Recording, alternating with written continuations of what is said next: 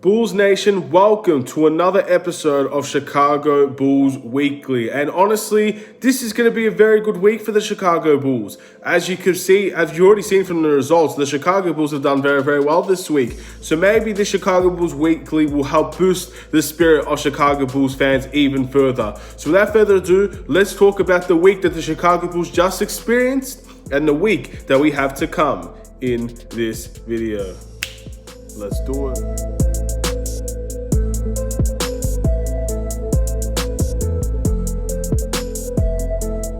What's up, everybody? It's the Aidan Sports Show, and welcome back to another video. Today, we've got a Chicago Bulls weekly video. Now, if you don't know what this consists of, this is talking about the week that the Chicago Bulls have just had, the games that we've won and we've lost, and also looking forward to the next few games we have over the coming course of the upcoming week. But before we get started, please like and subscribe to the Aidan Sports Show YouTube channel. Turn notifications on. Let me know in the comments below what you thought this week was for the Chicago Bulls, and overall, what are you expecting next week for the Chicago Bulls with the games that we have to come.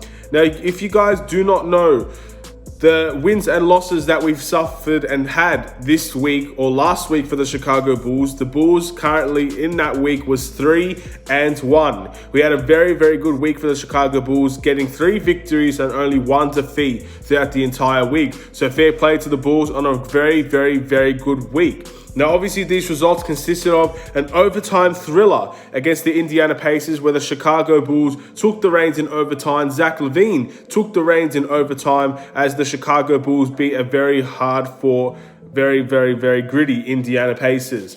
Then we move forward to a very unexpected game against the Detroit Pistons. A game that was originally supposed to be the Charlotte Hornets, but due to contact tracing, Charlotte was unable to play in this game. So this was a very, very, very ahead of schedule game against the Detroit Pistons, who also had contact tracing issues against the Spurs. So these two teams decided to play in that replacement game, and the Chicago Bulls came back from a 25-point deficit to beat the Detroit Pistons 105-102. In a trap game, as many people like to call it, the Detroit Pistons played very well, but the Bulls came back and won in a very hard-fought effort. Then we turned into our very first nationalized televised game for the Chicago Bulls. And this game was against a very strong Philadelphia 76ers team, where the Chicago Bulls fought, but did fall short to an historic Joel Embiid 50-point performance, and the Bulls lose 112-105. A respectable effort from the Chicago Bulls, just not enough to beat a very good Philadelphia side, even without Ben Simmons. And then, of course, the very recent performance off of a back-to-back, we decided that we would come back and we would come back firing as we beat the Sacramento Kings 122-114. The Chicago Bulls beat a very short-staffed Sacramento team, and the Bulls recovered from what was a loss in their first game of that back-to-back. And that was the week for the Chicago Bulls. Very strong week, if I do say so myself. Not many weeks I'm going to discuss where we're going to get 3 wins and 1 losses. And our record for that is 13-16 as we come a little bit closer to that 500 mark that the Bulls should be aspiring for to help make that playoff position a little bit easier to obtain. Now, of course, with every single one of these games, we have to give out rewards. The rewards for this week are obviously disappointment / must improve player of the week, the performance that and the reward that players do not want to get because it shows that they have been struggling this week. Obviously, the 6th man of the week, the best bench player to come out from the Chicago Bulls and perform on a nightly basis. And the player of the week, which generates all of the roster, who is the player of the week. Of course, I think you guys can predict these just as much as I can. But again, play along if you want. Let me know in the comments below who are your 3 disappointment, 6th man, and player of the week, and let me know why. But I'm going to give you mine right now. Firstly, with the disappointment / must improve player of the week. And of course, if you guys have watched any of my game reactions, I think you would know who I'm giving this to. But I think it's fairly simple this week. It has to be Denzel Valentine. I think 3 out of the 4 games that we've discussed this week, Denzel Valentine has been the must improve. So it kind of doesn't make sense if I don't target him as must improve player of the week. Another player that I believe should be in there is probably Luke Cornett. But regardless of that, I think Denzel Valentine, with the minutes that he gets, he's not producing enough for me to say that he is going to be a good rotational player for that week specifically. I still have a lot of faith that Denzel Valentine can turn this around. It's only been a week of poor performances. It's not been as inconsistent as we usually see. I'm not going to put that tag on him just yet, as he's the same player as last season. But what I do like about Denzel Valentine is that he is giving a lot of effort and he's getting consistent minutes. So hopefully with these consistent minutes that Denzel Valentine does get, he's able to turn this thing around. He does have a lot of confidence. I believe he's a very confident player. He backs his own ability. So that ability, sooner or later, should be able to help him in the long run become more consistent as times goes on. And Denzel Valentine, unfortunately, this week has not been his week. And that's going to happen with players. But Denzel Valentine is my must improve. I don't think he's been a disappointment. Maybe he has been to many people, but for me, not necessarily. But he is that award winner. And unfortunately, that's the award you don't want to win if you're a Chicago Bulls player. Moving into the sixth man of the week. There are three players, really, that you could give this to. Satoransky, you could give this to Thaddeus Young, and Garrett Temple. I think all of these players have had a massive part in the way that the Chicago Bulls have won 3 out of their 4 games this week. So massive respect to the Chicago Bulls for that.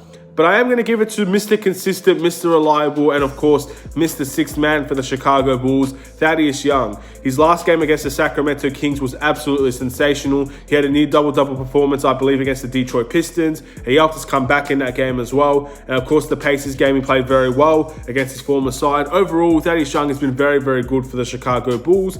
Same story, different week. It's basically how that's gone for Thaddeus Young. And I'd like to see him continue that. He's definitely going to be the Sixth Man of the Year for the Bulls specifically, and he's in the conversation, in my opinion, for Sixth Man of the Year throughout the entire NBA. So fair play to Thaddeus Young on another big week for the Chicago Bulls.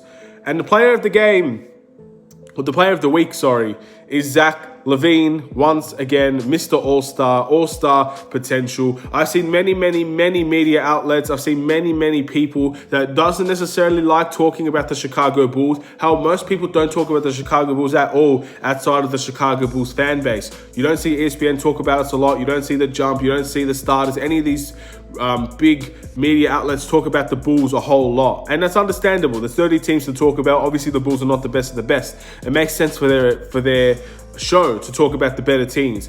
But there have been more people talking about Zach LaVine by the game, that he is going to be an all-star. And more people are convinced, and more people are ready to push him into that all-star caliber tier.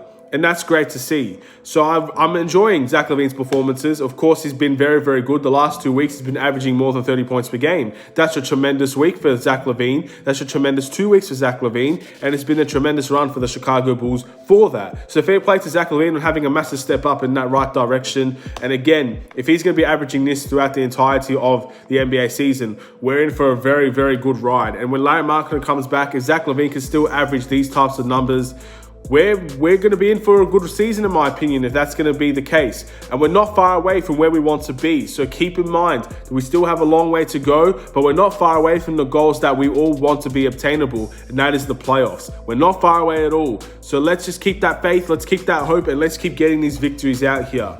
So next week for the Chicago Bulls, I believe we have 4 games to discuss. Obviously, the game against the Houston Rockets, the one up next, is going to be the one that we all target, as it is the most recent game.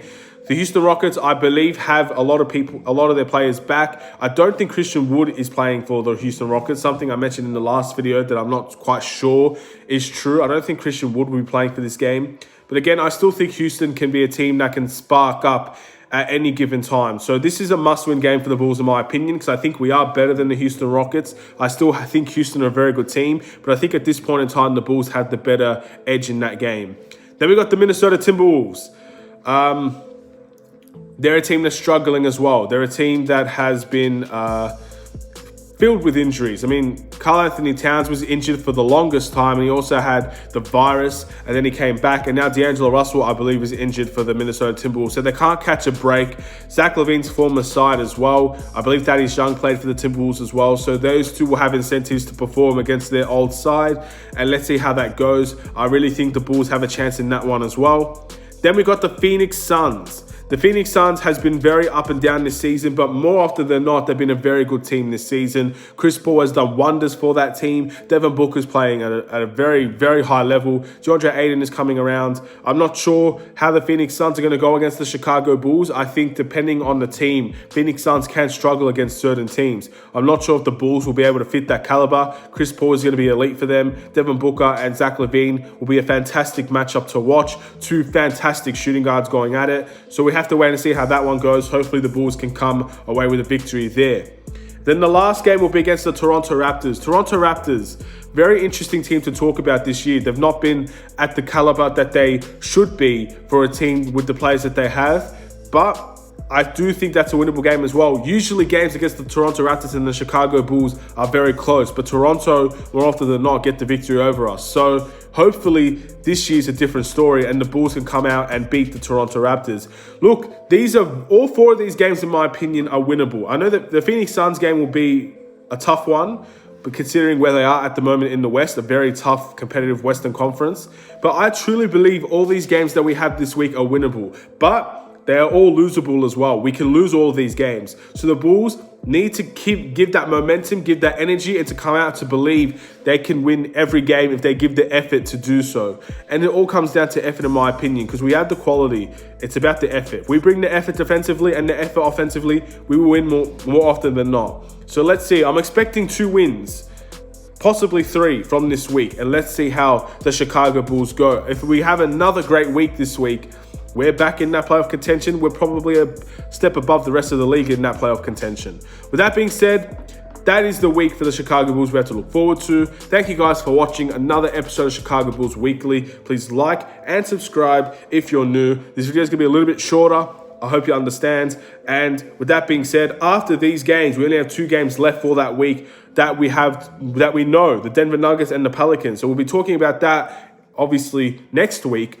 But the first half of the season is nearly close to being at its end. And we kind of have an idea of where every single team is going to be throughout the season. And let's hope the Bulls are in that playoff spot by halfway's end. Have a wonderful day. I'll see you in another Chicago Bulls video. Take care and peace.